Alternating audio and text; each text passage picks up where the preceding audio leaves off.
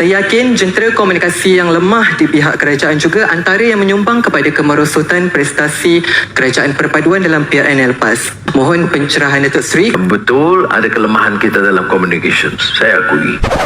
Komunikasi kerajaan teruk sangat ke?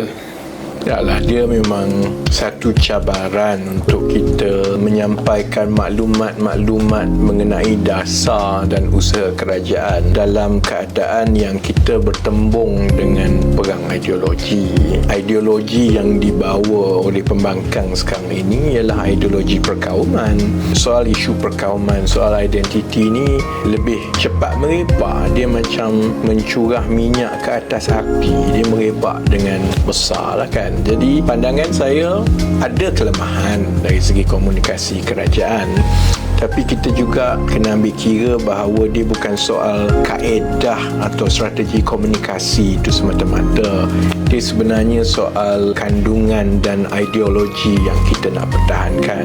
Kita perlu terangkan di sebelah kerajaan kan, soal pelaksanaan dasar, soal perkara-perkara macam ekonomi makro, soal perkara yang akan berlaku 10, 15, 20 tahun akan datang.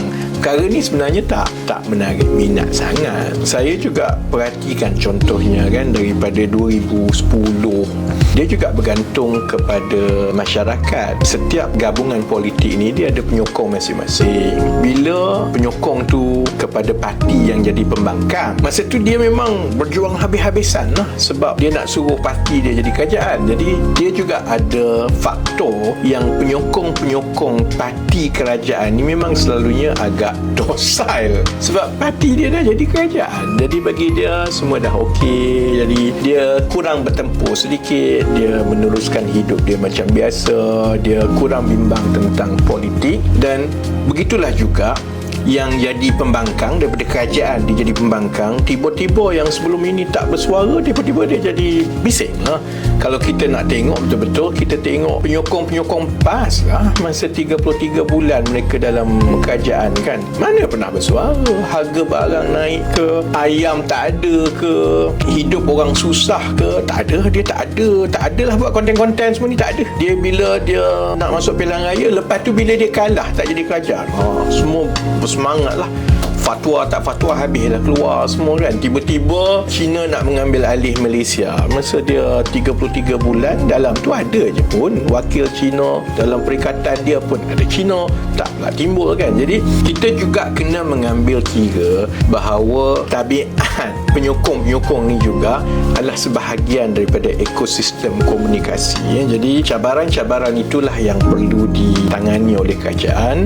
Ada kelemahan, ini termasuklah dari segi kepantasan kita menjawab dan berinteraksi dengan rakyat, yang itu insya-Allah saya yakin akan diperbaiki. Tapi kita juga kena faham bahawa kalaupun kita ada kaedah dan taktik komunikasi yang baik, dia masih lagi akan ada cabaran-cabaran kerana kita berdepan dengan ideologi politik perkauman yang mudah merebak seperti mencurah minyak ke atas api. Jadi ini adalah perkara-perkara yang saya sendiri akan ambil kira dalam kita memperbaiki kaedah komunikasi kita.